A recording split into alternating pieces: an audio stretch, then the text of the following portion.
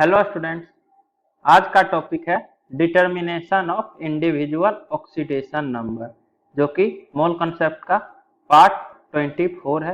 यदि आपने अभी तक पार्ट 1 to 23 नहीं देखे हैं तो हमारे चैनल पे जाके पार्ट 1 to 23 देख लें। पिछले लेक्चर में एक एग्जाम्पल करवाए थे S4O6 2-। इसमें सल्फर का ऑक्सीडेशन स्टेट हम लोग फाइंड आउट किए थे +2.5। तो ये जो है एवरेज ऑक्सीडेशन स्टेट था सल्फर का, कि एक के कारण +2.5 है तो 4 सल्फर का हो गया +2.5 × 4 10 हो गया, और ऑक्सीजन का होगा -2 × 6 -12। तो नेट चार्ज कितना होगा 10 - 12 = -2, और यहाँ -2 चार्ज है। तो ये जो है इंडिविजुअल नहीं है। जब हम लोग फाइंड आउट करेंगे तो देखेंगे कि सल्फर का डिफरेंट ऑक्सीडेशन नंबर रहता है। इसमें जो है 2 सल्फर का ऑक्सीडेशन नंबर +5 रहता है और 2 सल्फर का 0 रहता है ऑक्सीडेशन नंबर। इसीलिए 2 सल्फर के कारण ही चार्ज हो जाता है +10, और 2 पे ऑक्सीडेशन नंबर 0 है तो चार्ज भी 0 होगा, इसलिए 2 के कारण चार्ज होता है 0। तो इंडिविजुअल ऑक्सीडेशन नंबर जो होगा वो +5 +5 0,0 होगा, जबकि एवरेज +2.5 होगा। तो वही हमको कैलकुलेट करना है कि इंडिविजुअल ऑक्सीडेशन नंबर क्या होगा, हर एक सल्फर पे कितना होगा, या किसी और कंपाउंड में दूसरे एलिमेंट का फाइंड आउट करना रहेगा तो वो किस तरह से फाइंड आउट करेंगे। तो जैसे क्या होता है कि ए और बी जो है बॉन्ड बनाया है, अगर सिंगल बॉन्ड है, सिमिलरली डबल बॉन्ड है, सिमिलरली ट्रिपल बॉन्ड है, तो ऑक्सीडेशन नंबर क्या होगा। अब इसमें से कोई एक एटम तो ज्यादा इलेक्ट्रोनेगेटिव होगा, तो मान लीजिए कि इलेक्ट्रोनेगेटिविटी ऑफ बी जो है वो ज्यादा है इलेक्ट्रोनेगेटिविटी ऑफ ए से। अगर बी ज्यादा इलेक्ट्रोनेगेटिव है तो इलेक्ट्रॉन जो है बी की तरफ शिफ्टेड रहेगा, तो बी की तरफ शिफ्टेड रहेगा तो इस पे चार्ज माइनस हुआ और ए पे चार्ज प्लस हुआ। यहाँ डबल बॉन्ड है तो दोनों बॉन्ड का इलेक्ट्रॉन बी की तरफ शिफ्टेड रहेगा, तो 2 इलेक्ट्रॉन शिफ्टेड है तो इसलिए चार्ज होगा -2, इमेजिनरी चार्ज होगा। तो ऑक्सीडेशन स्टेट बी का होगा -2 अगर ए डबल बॉन्ड बी है तो, और ए का होगा +2। सिमिलरली ट्रिपल बॉन्ड है तो तीनों बॉन्ड का बी की तरफ शिफ्टेड रहेगा, क्योंकि बी ज्यादा इलेक्ट्रोनेगेटिव है, ये हम लोग पहले ही एज्यूम कर लिए हैं। तो इस केस में बी पे चार्ज होगा -3, तो ऑक्सीडेशन स्टेट बी का होगा -3 और ए का होगा +3। कहने का मतलब डबल बॉन्ड अगर रहता है तो -2 और +2 ऑक्सीडेशन नंबर रहेगा, जो ज्यादा इलेक्ट्रोनेगेटिव उसका -2 और जो कम इलेक्ट्रोनेगेटिव उस पे +2। सिमिलरली ट्रिपल बॉन्ड में -3 और +3। इसके बाद कोऑर्डिनेट बॉन्ड, ये पहले कोऑर्डिनेट बॉन्ड का डिफिनीशन देख लेते हैं। कोऑर्डिनेट बॉन्ड होता क्या है।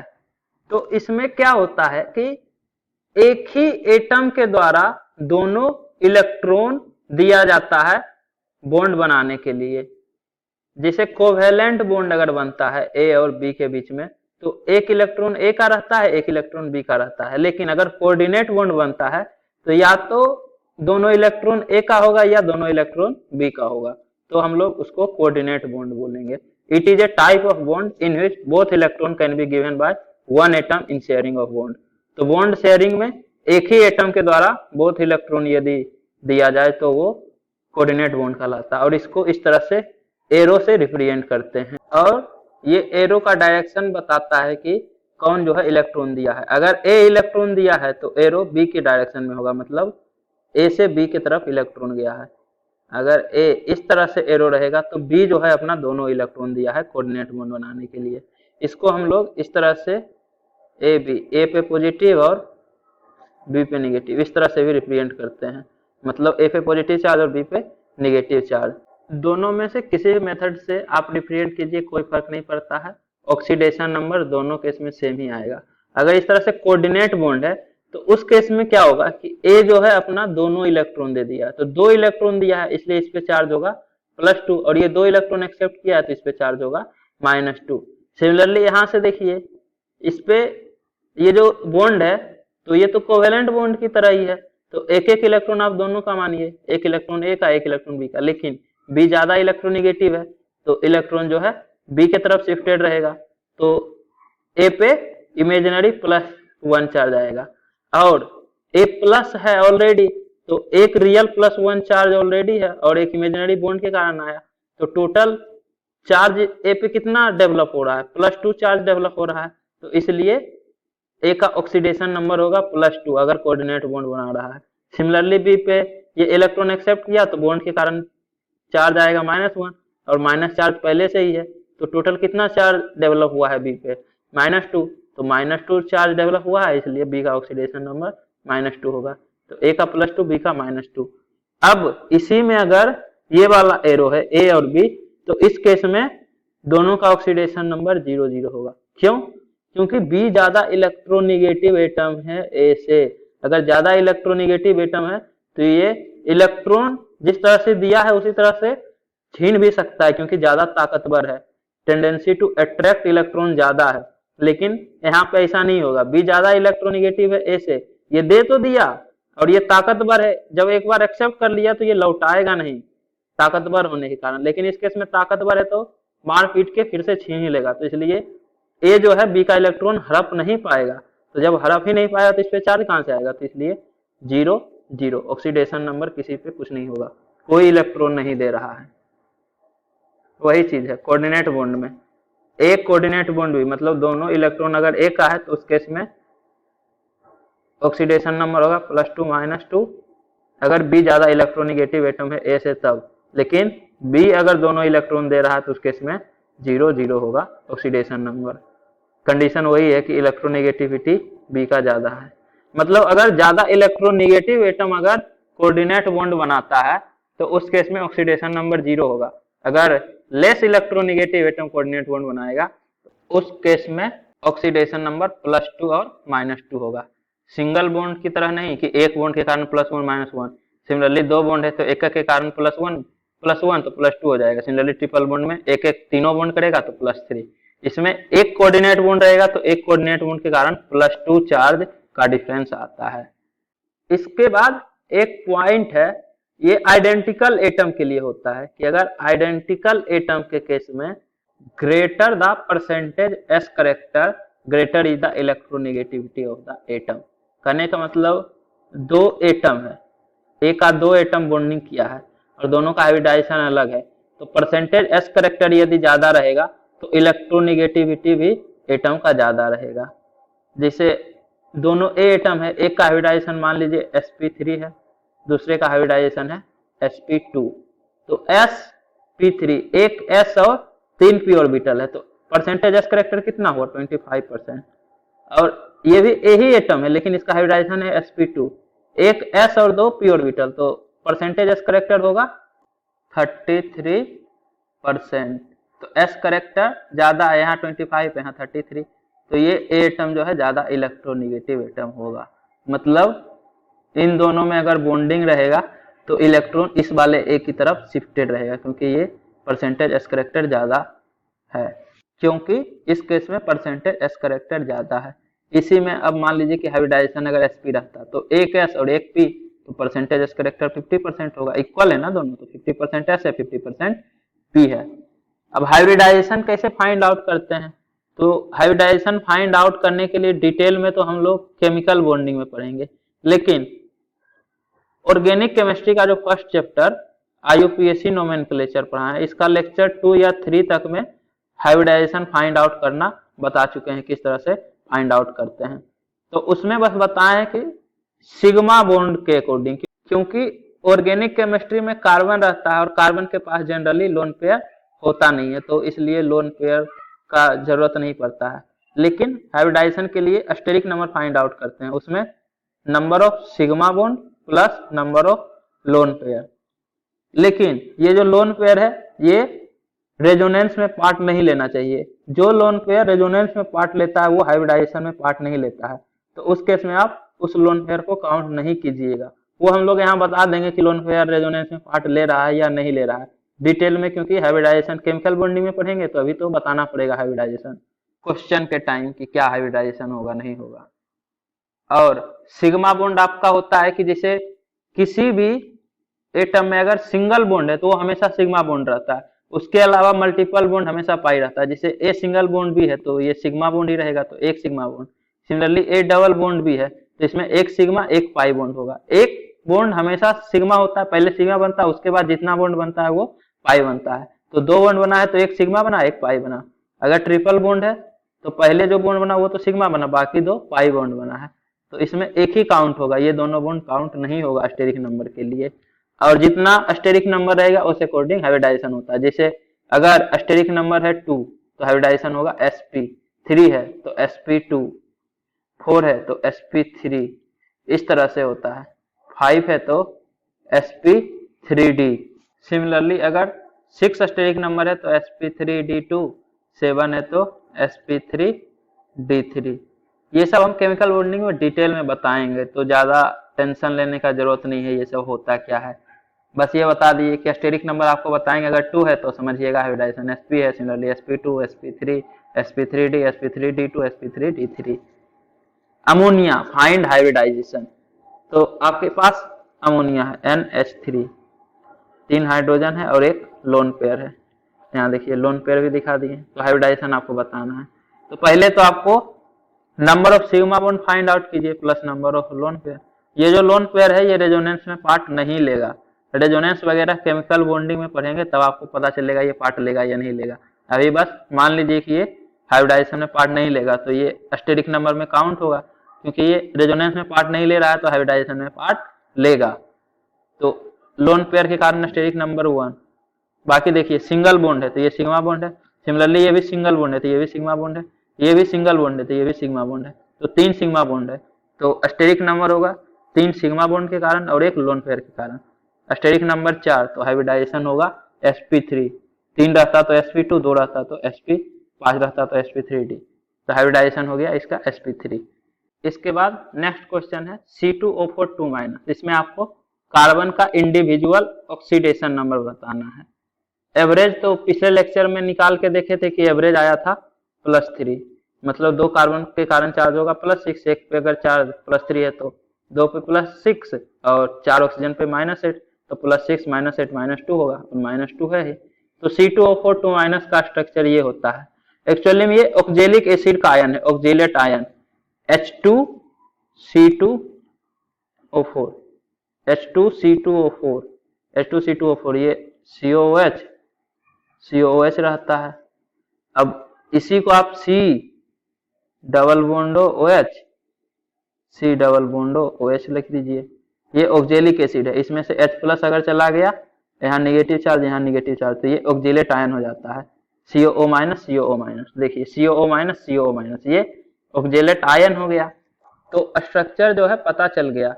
अब कार्बन का हाइब्रिडाइजेशन फाइंड आउट कीजिए। तो हाइब्रिडाइजेशन फाइंड आउट करने के लिए आपको अस्टेरिक नंबर देखना पड़ेगा। तो इस कार्बन का पहले देखते हैं, एक सिग्मा बॉन्ड, इसमें 2 में एक सिग्मा एक पाई होगा, दूसरा सिग्मा बॉन्ड, ये तीसरा सिग्मा बॉन्ड, तो 3 सिग्मा बॉन्ड है, और कार्बन पे लोन पेयर रहता ही नहीं है, 4 बॉन्ड बना चुका है ऑलरेडी। बहुत कम केस में कार्बन पे आपको लोन पेयर दिखेगा, कार्बिन वगैरह में, कार्बिन वगैरह के बारे में ऑर्गेनिक केमिस्ट्री में आप पढ़िएगा। तो 3 सिग्मा बॉन्ड, तो हाइब्रिडाइजेशन होगा इस कार्बन का sp2। सिमिलरली इस कार्बन पे एक सिग्मा बॉन्ड, इसमें 2 में एक सिग्मा एक पाई है, तो दूसरा सिग्मा बॉन्ड, ये तीसरा सिग्मा बॉन्ड, तो इस पे भी 3 सिग्मा बॉन्ड है, तो हाइब्रिडाइजेशन होगा sp2। तो दोनों का हाइब्रिडाइजेशन सेम है, तो परसेंटेज एस करेक्टर भी सेम होगा, इस पे भी 33%, इसमें भी 33%। तो दोनों कार्बन का इलेक्ट्रोनिगेटिविटी सेम है, तो ये जो कार्बन कार्बन बॉन्ड बना है इसमें इलेक्ट्रॉन किसी भी कार्बन की तरफ शिफ्ट नहीं रहेगा, ये बीच में ही रहेगा, तो इसके कारण ऑक्सीडेशन नंबर 0 होगा। अब ऑक्सीजन तो ज्यादा इलेक्ट्रोनिगेटिव होता है कार्बन से, पता है, तो ये बॉन्ड जो है ऑक्सीजन की तरफ शिफ्टेड रहेगा, तो सिंगल बॉन्ड है तो -1 चार्ज इस पे आएगा, और इस बॉन्ड के कारण कार्बन पे +1 चार्ज आएगा। सिमिलरली ये डबल बॉन्ड, तो एक बॉन्ड के कारण -1 चार्ज ऑक्सीजन पे और +1 चार्ज कार्बन पे, यहाँ डबल बॉन्ड है, तो दोनों का इलेक्ट्रॉन ऑक्सीजन की तरफ शिफ्टेड रहेगा ज्यादा इलेक्ट्रोनिगेटिव होने के कारण, तो ऑक्सीजन पे -2 और इस बॉन्ड के कारण +2, तो टोटल +3 चार्ज आएगा इस कार्बन एटम पे, 2 इस बॉन्ड के कारण और एक इस बॉन्ड के कारण, +3। सिमिलरली इस केस में इस वाले के कारण +1 और इस वाले के कारण +2, तो टोटल +3, तो इस पे भी +3 आएगा, इस पे भी +3 आएगा। तो इंडिविजुअल ऑक्सीडेशन नंबर भी दोनों कार्बन का +3 है और एवरेज भी +3 है। अगर दोनों का सेम है तो एवरेज तो इतना ही होगा, +3 डिवाइडेड बाई 2, क्योंकि 2 कार्बन एटम है, जिस तरह से आप एवरेज निकालते हैं, तो एवरेज भी +3 आएगा और इंडिविजुअल भी +3। नेक्स्ट K2Cr2O7, इसमें आपको बताना है क्रोमियम का ऑक्सीडेशन नंबर कितना होगा, इंडिविजुअल ऑक्सीडेशन नंबर। एक बात इसमें ध्यान रखिए कि क्रोमियम का जो मैक्सिमम ऑक्सीडेशन नंबर होता है वो +6 होता है, और अगर आप यहाँ से निकालिएगा तो एवरेज ऑक्सीडेशन नंबर +6 आ रहा है। तो एवरेज अगर +6 आ रहा है तो दोनों क्रोमियम का +6 ही होगा, क्योंकि अगर एक का कम हो गया +6 से, मान लीजिए कि +5 होगा, तो दूसरे का +7 होना पड़ेगा, तभी एवरेज +6 होगा, जबकि मैक्सिमम +6 ही पॉसिबल है, +6 से ज्यादा होता ही नहीं है क्रोमियम का, ये फैक्ट है। तो दोनों का +6 ही है, +6 तभी एवरेज भी +6 आएगा। अगर एक का कम हो गया तो दूसरे का ज्यादा होना पड़ेगा +6 होने के लिए एवरेज, तो दोनों का +6 ही होगा। नहीं तो आप इसका स्ट्रक्चर बना के देख लीजिए, तो K2Cr2O7 का ये स्ट्रक्चर होता है, Cr2O7 2-, ठीक है, Cr2O7 2-, इस तरह से बना लीजिए। इसमें 2 K+, ये ऑक्सीजन पे जो नेगेटिव चार्ज है इसके साथ potassium plus ion, K+ ion, potassium ion जो है एट्रैक्शन में रहेगा नेगेटिव चार्ज के साथ पॉजिटिव चार्ज, सिमिलरली इस तरफ नेगेटिव चार्ज के साथ एक और पोटेशियम रहेगा एट्रैक्शन में, पोटेशियम आयन।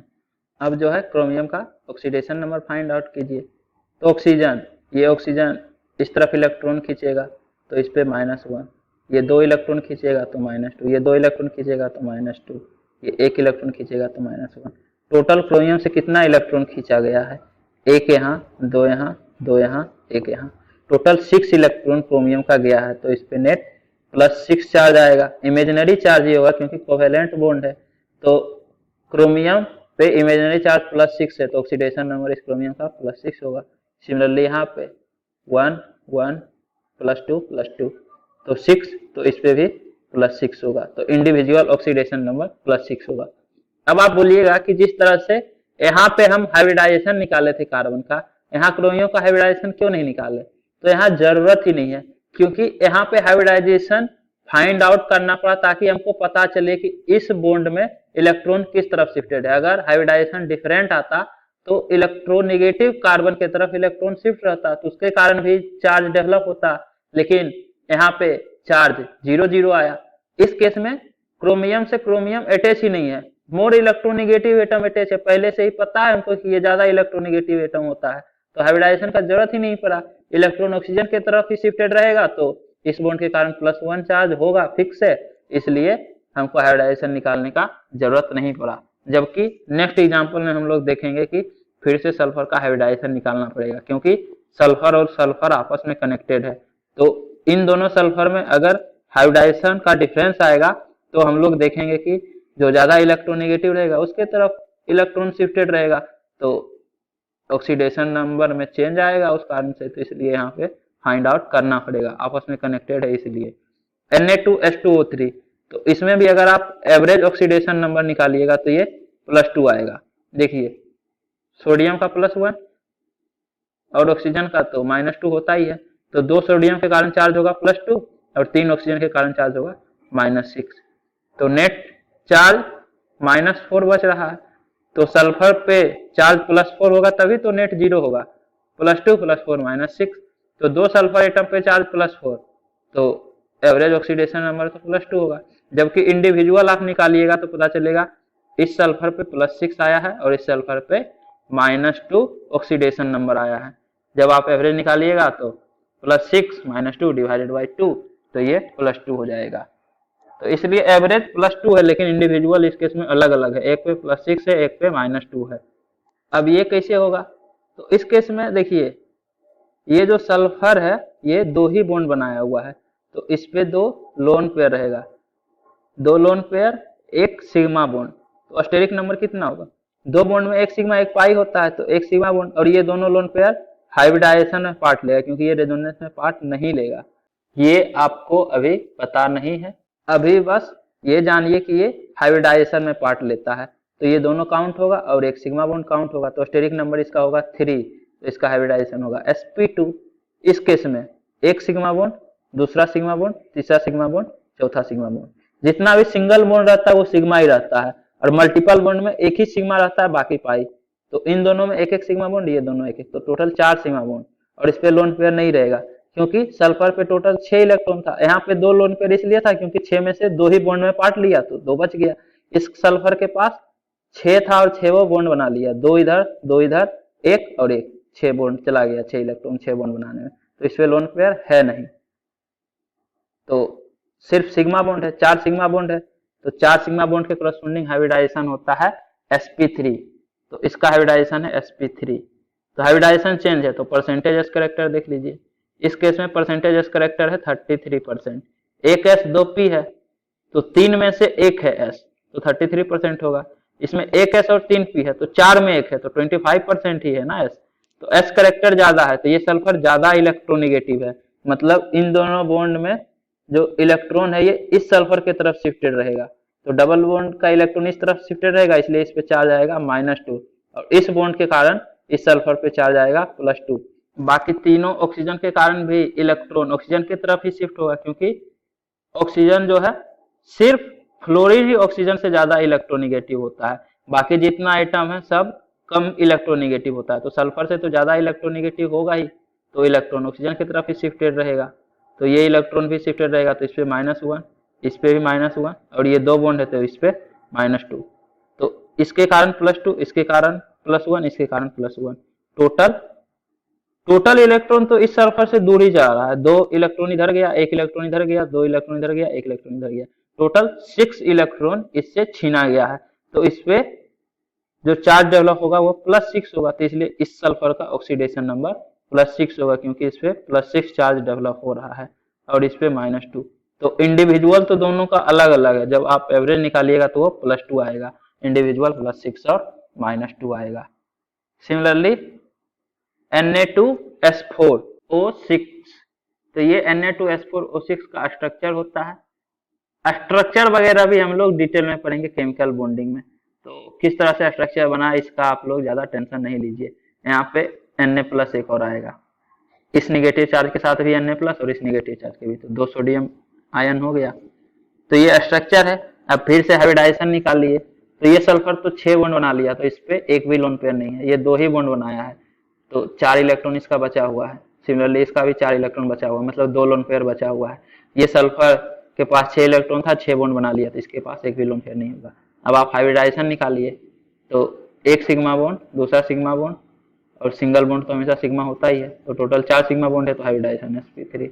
इसमें देखिए एक सिंगल बॉन्ड, दूसरा सिंगल बॉन्ड, 2 सिग्मा बॉन्ड और 2 लोन पेयर, तो 2 + 2 स्टेरिक नंबर फिर से 4 हो गया, तो हाइब्रिडाइजेशन इसका भी sp3 होगा। वही चीज इस सल्फर के साथ भी है, 1 2 और 2 lone pair, 2 sigma bond + 2 lone pair, 4 हो गया, तो हाइब्रिडाइजेशन sp3। और ये तो एक ही तरह का है, 1 2 3 4 हाइब्रिडाइजेशन sp3, क्योंकि 4 स्टेरिक नंबर, तो सभी सल्फर का हाइब्रिडाइजेशन sp3 है, मतलब सभी का इलेक्ट्रोनिगेटिविटी सेम है। तो ये इलेक्ट्रॉन, इस बॉन्ड का इलेक्ट्रॉन जो है बीच में ही रहेगा, मतलब किसी भी सल्फर की तरफ शिफ्ट नहीं होगा, सिमिलरली इस बॉन्ड को भी, सिमिलरली इस बॉन्ड को भी। तो इस सल्फर का हाइब्रिडाइजेशन, सॉरी, इस सल्फर का ऑक्सीडेशन नंबर कितना होगा, तो इससे कितना इलेक्ट्रॉन छीना गया, 1 इलेक्ट्रॉन ये ऑक्सीजन छीना, 2 इलेक्ट्रॉन ये ऑक्सीजन छीना, और 2 इलेक्ट्रॉन ये ऑक्सीजन छीना, तो टोटल 5 इलेक्ट्रॉन छीना है, तो इस पे चार्ज डेवलप हुआ +5, तो इसका ऑक्सीडेशन नंबर होगा +5। इससे एक भी इलेक्ट्रॉन नहीं छीना गया, दोनों सल्फर ही है और इलेक्ट्रोनिगेटिविटी दोनों का सेम है, तो दोनों का ताकत सेम है, तो कोई छीन नहीं सकता है इलेक्ट्रोनिगेटिविटी सेम होने के कारण, तो इससे एक भी इलेक्ट्रॉन नहीं छीना गया, तो चार्ज इस पे 0 होगा, तो ऑक्सीडेशन नंबर भी 0। सिमिलरली इस पे भी, इस तरफ भी सल्फर, इस तरफ भी सल्फर, तो इस पे भी चार्ज होगा 0, तो ऑक्सीडेशन नंबर इस वाले सल्फर का भी 0। इस केस में ये ऑक्सीजन 1 इलेक्ट्रॉन छीना, ये ऑक्सीजन 2 इलेक्ट्रॉन, डबल बॉन्ड है, तो सिमिलरली ये ऑक्सीजन भी 2 इलेक्ट्रॉन, तो टोटल 5 इलेक्ट्रॉन सल्फर से छीना गया, तो इस पे चार्ज होगा +5, तो ऑक्सीडेशन नंबर भी होगा इस सल्फर का +5। तो देखिए इन 4 में से 2 सल्फर का ऑक्सीडेशन नंबर +5 है और 2 का 0 है, जबकि एवरेज आप निकालिएगा तो ये +2.5 आएगा, और इंडिविजुअल +5 +5 0,0 है। तो इस तरह से आप individual oxidation number find out कर सकते हैं। यही तो है आपका S4O6 4-, S4O6 2-, 4- नहीं, स्ट्रक्चर वही होगा, यहाँ से Na+ हटा दीजिए, ये वाला Na+ भी हटा दीजिए, S4O6 2-, तो फिर से वही प्रोसेस होगा। Na+ से तो कोई फर्क पड़ नहीं रहा है ऑक्सीडेशन नंबर में, क्योंकि ये Na+ सल्फर के साथ डायरेक्ट कनेक्टेड ही नहीं है, तो सल्फर का ऑक्सीडेशन नंबर में कोई फर्क पड़ेगा नहीं, तो सेम प्रोसेस फिर से वही चीज आएगा। नेक्स्ट C3O2, इसका स्ट्रक्चर ये है, अब आपको बताना है कार्बन का individual oxidation number. Similarly Br3O8 इसका भी स्ट्रक्चर है, आपको स्ट्रक्चर दे दिए हैं। अब आपको इसमें ब्रोमीन का इंडिविजुअल ऑक्सीडेशन नंबर बताना है, सिमिलरली कार्बन का बताना है। आप खुद से ट्राई कीजिए, अगले लेक्चर में इसको हम डिटेल में डिस्कस करेंगे। देखिए कार्बन के पास भी लोन पेयर नहीं है, इसमें ब्रोमीन के पास भी लोन पेयर नहीं रहेगा, क्योंकि ब्रोमीन के पास 7 इलेक्ट्रॉन रहता है और सारा ब्रोमीन जो है 7 बॉन्ड बना चुका है, 2 + 2 + 2 2 + 2 + 2 6। सेंट्रल ब्रोमीन के पास 1 इलेक्ट्रॉन रहेगा, मतलब फ्री रेडिकल, लेकिन ये फ्री रेडिकल काउंट नहीं होता है हाइब्रिडाइजेशन के लिए। वो हम लोग केमिकल बॉन्डिंग के टाइम जब पढ़ेंगे तो देख लेंगे डिटेल में। बस आपको सिर्फ सिग्मा बॉन्ड के अनुसार हाइब्रिडाइजेशन निकाल देना, ये फ्री रेडिकल काउंट नहीं होगा तो इसका टेंशन नहीं लेना। 1 इलेक्ट्रॉन है भी तो उसके बाद आप बताइए इंडिविजुअल ऑक्सीडेशन नंबर क्या है ब्रोमीन का, सिमिलरली कार्बन का। अगले लेक्चर में हम इसको डिस्कस करेंगे। उम्मीद करता हूं कि आपको ये वीडियो पसंद आई है, तो इसे लाइक करें और अपने दोस्तों के बीच शेयर करना ना भूलें। Thank you.